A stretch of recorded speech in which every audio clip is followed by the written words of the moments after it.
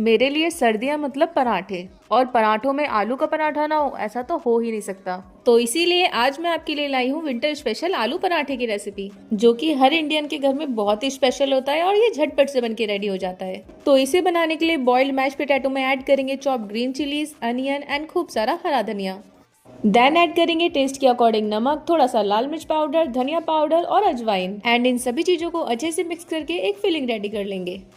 Filling ready करने के बाद एक छोटी सी चपाती बेलेंगे और इसमें बनाई हुई आलू की फिलिंग को फिल करेंगे और एक गोल सा पराठा बेल लेंगे।